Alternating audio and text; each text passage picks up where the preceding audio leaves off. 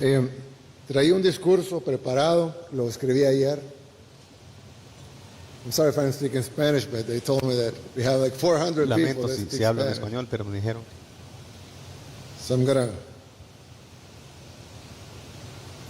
So yesterday was, perdón, ayer estaba escribiendo el discurso y pues traía algo listo aquí, pero los congresistas me pidieron que hablara un poco sobre lo que hablamos ayer, en una reunión en donde estuvieron ellos, pero no estuvieron la mayoría de los que están acá ahorita, y creo que pues, tienen razón en decir que sería interesante hablar un poco de eso. Yo les decía que yo siempre he sido creyente toda mi vida, pero en algún momento tuve dudas, digamos, de mi fe. Entiendo que la mayoría de los que están acá, pues no las han tenido. Y es una gran bendición no haberlas tenido. Pero algunos de nosotros somos menos bendecidos y hemos tenido un poco de duda. Y pues ya no las tengo en lo absoluto, por varias razones, principalmente por la gracia de Dios. Pero una de las razones, la segunda o la tercera razón más importante, es porque nosotros hemos experimentado un milagro aquí. Y no lo digo de una manera liviana, lo digo con pruebas. Yo les decía que los que hemos dudado de nuestra fe, le hemos pedido pruebas a Dios, lo cual es una arrogancia, porque nosotros no somos nadie para pedirle a Dios que nos pruebe su existencia. Somos nosotros los que necesitamos de Él.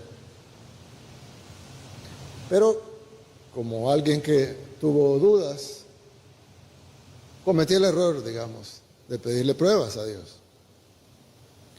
Y mi prueba personal llegó antes, pero luego vino una prueba a nivel nacional que creo que hay que dar el testimonio. Ya lo he dado otras veces en público, pero creo que hay que darlo cuando se puede y darle la gloria a Dios por las cosas que pasan. Como todos ustedes saben, El Salvador es un país que ha sufrido mucho. Tuvimos dos guerras, la guerra civil en los 80s y luego la guerra que vino después, que fue más sangrienta aún que la misma guerra civil, que fue la guerra de las pandillas, la dictadura de las pandillas, como yo le llamo. Ellos no solo asesinaron más salvadoreños que los que murieron en la guerra, sino que además tenían secuestrado nuestro país. Ellos eran el verdadero gobierno de este país. Ellos ponían toques de queda, controlaban quién podía ir de un lugar a otro lugar, ponían impuestos. El 80% de los negocios pagaban impuestos, más de los porcentajes que paga ahora. Y el que no pagaba los impuestos era asesinado por no pagarlos. Además, cuando la gente ve las cifras y ve la cifra de homicidios, que es altísima, tan alta que era más alta de todo el mundo. Pero además de eso, hubo mucha gente que sufrió otras cosas fuera de los homicidios. Yo contaba el ejemplo de una señora una adulta mayor, que su nieto le cortó las manos, porque las pandillas le exigían que pagara la extorsión o el impuesto que habían puesto ellos. Ella no lo pagó y entonces el nieto le cortó las manos para írselo a entregar esas manos a las pandillas. La señora aún vive y trabaja haciendo barras de chocolate, pero ella es un testimonio vivo de lo que las pandillas hacían en este país. En este país había una dictadura, la dictadura de las pandillas, la dictadura del crimen, y la gente sufría esa dictadura, que además era cruel, tanto que llegaba a cortarle las manos a sus ciudadanos. Y ese fue uno de cientos de miles de casos. Los salvadoreños, la mayoría de salvadoreños, a excepción de los que tal vez son demasiado jóvenes, 10 años, 5 años, pero 95% de los salvadoreños se acuerdan de esto perfectamente. Y no hay ningún salvadoreño en ningún espectro político que lo pueda negar. Pero hubo un fin de semana, y ustedes recordarán, en 2022, donde los pandilleros decidieron arreciar una ofensiva contra el país y contra el gobierno, matando aproximadamente a un salvadoreño cada media hora. Les decía a los congresistas que ellos tienen 50 veces más población, es el equivalente a que mataran 50 salvadoreños cada media hora, 50 estadounidenses, perdón, cada media hora. Nos reunimos, era un día viernes en la noche, nos reunimos en Casa Presidencial con el Gabinete de Seguridad, y decíamos, cuando ya había empezado la matanza, y la matanza era al azar, uno por un lado, otro por otro lado, otro por otro lado, ni siquiera había una forma de enfrentarlos directamente, no es como cuando hay un ejército enemigo y uno sabe que están ahí enfrente, sino que estaban en todos lados. Y los pandilleros, como los salvadoreños bien saben, estaban en todas las comunidades, en cada calle, en cada colonia, en cada comunidad, en cada barrio, había pandilleros. Entonces era prácticamente imposible para el Estado ir a vencer a esos pandilleros, o por lo menos así se creía. Sin embargo, en esa reunión que tuvimos, a mí me dijeron personas que gracias a ellos, bueno, gracias a Dios, pero ellos como instrumentos de Dios se logró vencer ese flagelo, pero en ese momento me dijeron, presidente, vamos a tomar el control de esto, no se preocupe, mañana en la mañana esto ha parado. Hemos suspendido licencias, hemos llamado a todos los policías que estaban en sus casas en licencia, hemos concentrado a toda la fuerza, hemos concentrado igual a la Fuerza Armada, vamos a sacarlos a todo el territorio y vamos a tomar el control de esto para mañana en la mañana. Nos fuimos a las 4 de la mañana y yo me dormí como a las 5:30 y me desperté a las 10 de la mañana. Cuando yo me desperté a las 10 tenía cientos de mensajes en el celular y teníamos 20 muertos más, que para ponerlo en perspectiva equivaldría a 1,000 muertos más en Estados Unidos, en porcentaje de la población. Nos reunimos de emergencia de nuevo, estábamos en la reunión y cada media hora otro homicidio, otro homicidio, otro homicidio, otro homicidio, otro homicidio. Esa misma noche se convocó una sesión de emergencia, se decretó un estado de excepción para darle más herramientas a nuestra fuerza pública. Sin embargo, en esa misma noche había otro homicidio, otro homicidio, otro homicidio, otro homicidio, otro homicidio. Y para serles sincero, yo no sabía qué hacer. Y no voy a hablar por los demás, pero creo que nadie en realidad sabíamos qué hacer. Porque no era algo convencional. Y como lo dije hace un rato, no podíamos ir a enfrentar algo que estaba enfrente, sino que era como un cáncer con metástasis, estaba en todos lados. Engranado en otros órganos importantes, que deberían estar sanos, pero que estaban contaminados por esta enfermedad que se había regado durante décadas en todo el cuerpo, en todo el país. Y no sabíamos qué hacer. Y entonces yo dije, bueno, hagamos una oración. Y oramos, pedimos sabiduría, guía, pero sobre todo pedimos por algo que era mi mayor temor, y era que cuando fuéramos contra ellos, porque íbamos a ir contra ellos independientemente de lo difícil que fuera, ellos eran, y esto número no lo damos nosotros, lo han dicho gobiernos anteriores, expertos, organismos internacionales, había 70,000 pandilleros, más los colaboradores, pero 70,000 pandilleros directamente. Nosotros teníamos que ir contra 70,000 de ellos, pero estaban en todos lados. Si ellos le daban la orden a los pandilleros de matar a una persona, hubiéramos tenido 70,000 muertos. Si solo 1 de cada 10 hubiera seguido la orden, hubiéramos tenido 7,000 muertos. Y si solo 1 de cada 100 hubiera seguido la orden, hubiéramos tenido 700 muertos. Algo que no hubiéramos podido soportar. Entonces yo decía, ¿cómo es posible que ganemos esto? Si ellos solo tienen que dar una orden y ganarnos. Entonces, le pedimos a Dios por guía, le pedimos sabiduría, pero también le pedimos que las bajas humanas fueran mínimas. Sin embargo, estábamos sabedores, o así pensábamos, que serían muchas. Pero no teníamos otra opción. Tomamos la decisión difícil de hacerlo y sabiendo que iba a haber muchas bajas, miles probablemente. No hubo ninguno. Nuestra guerra contra las pandillas no tuvo una tan sola baja civil. Al día de hoy, nuestra guerra contra las pandillas no tuvo una tan sola baja civil. Yo no sé cómo explicarlo, más que porque fue la mano de Dios. Y nadie puede dudarlo.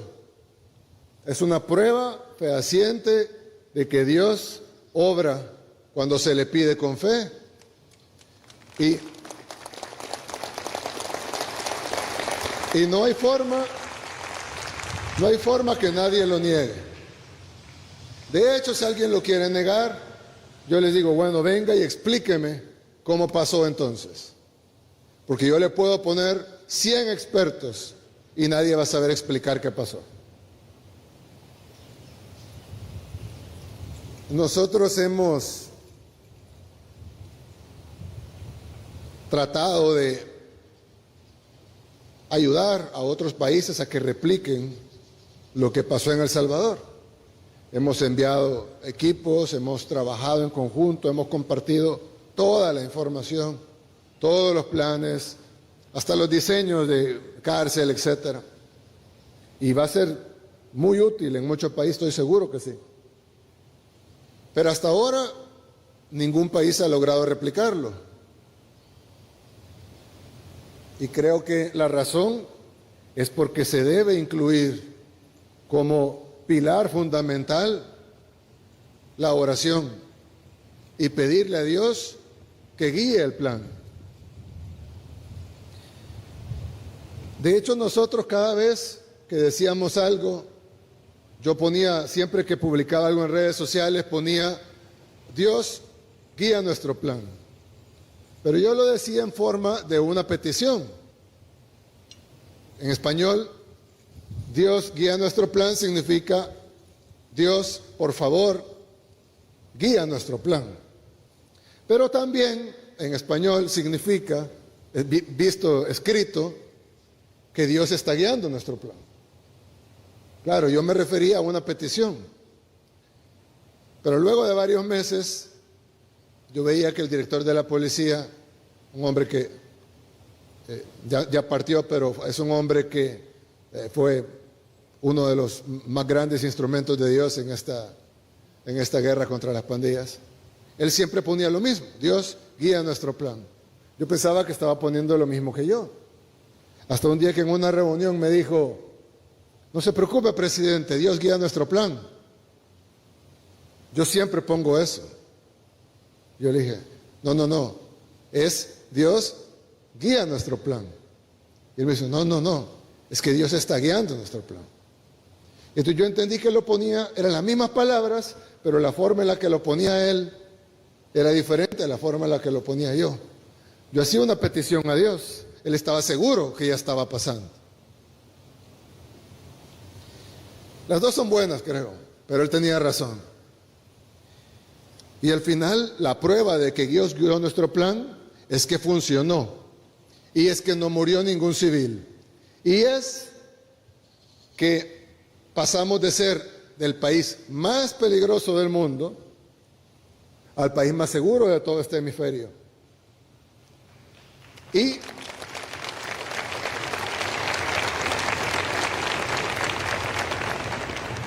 les decía yo,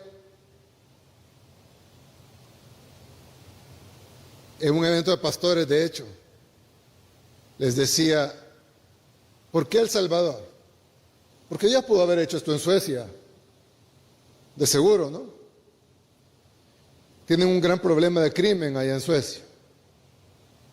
Atentados de bombas, más de 100 en el año. Pero arreglar Suecia no suena tanto al gran milagro. Suena como que se puede hacer, ¿no? Pero arreglar El Salvador, que tenía el doble de la tasa de homicidios que tiene Haití el día de hoy. Cuando pensamos en Haití, pensamos en un país en donde no se puede vivir. No, pobrecitos los haitianos, ellos no pueden, ¿cómo hacen para vivir en ese país? Pues El Salvador tenía el doble de la tasa de homicidios que tiene Haití ahora. O sea, nosotros vivíamos en 2 veces el infierno que viven en Haití ahora. El doble.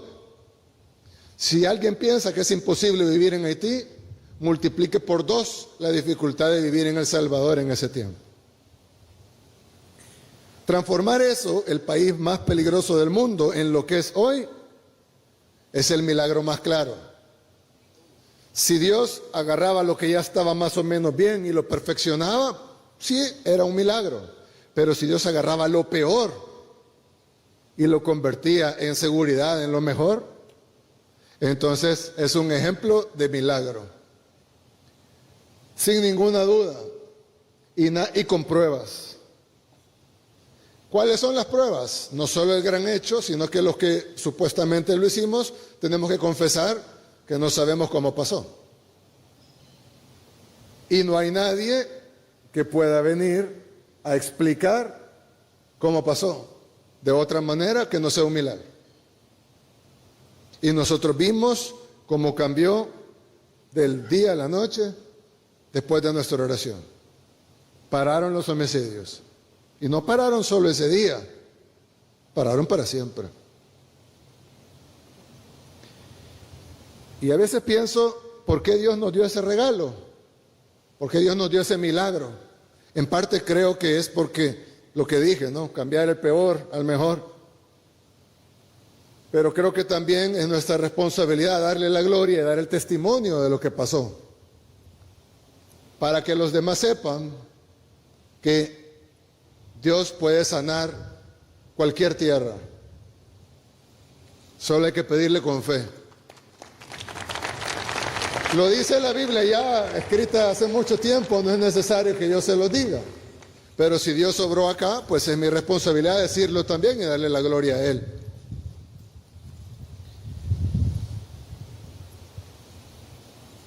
Y les decía también ayer a los congresistas, al senador Mike Lee también. Me pregunta, ¿y por qué ora ahora, presidente? Yo le digo, bueno, aparte de uno ora por su familia, por sus seres queridos. En términos de país, pues ahora oramos por todo lo demás.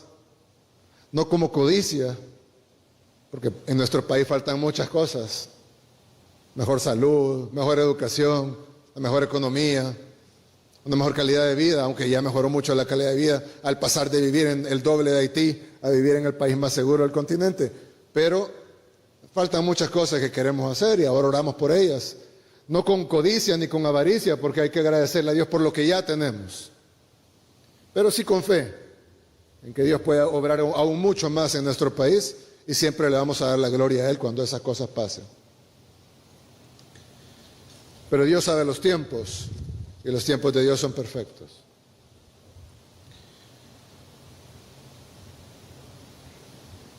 Por último, creo que este desayuno nacional de la oración, que es el primero aquí, pero ya han hecho muchísimos en Estados Unidos y en otros países, nos da un gran ejemplo de cómo las diferencias políticas se pueden hacer a un lado por algo que es mucho más importante, que es la relación de todos nosotros con nuestro Creador. Y nosotros somos un país muy pequeñito, el más pequeño del continente también. Pero nos llamamos El Salvador, en honor al Salvador del mundo. Y creo que debemos de vivir a la altura de ese nombre y podernos unir todos bajo la sombra de nuestro Dios es algo que no solo nos va a traer un gran beneficio, sino que es lo menos que podemos hacer para estar a la altura del nombre que Dios escogió para nuestra nación. Así que gracias por traernos esa inspiración a nosotros. Vamos a continuarla, por supuesto, con el apoyo de ustedes.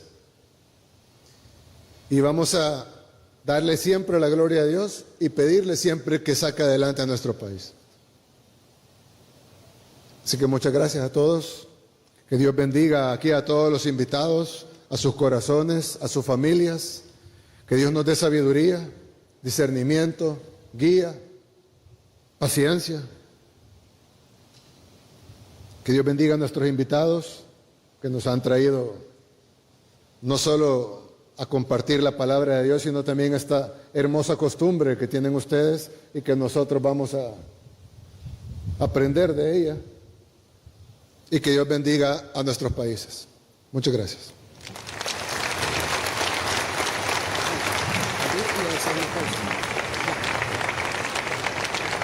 Hoy sembramos unidad.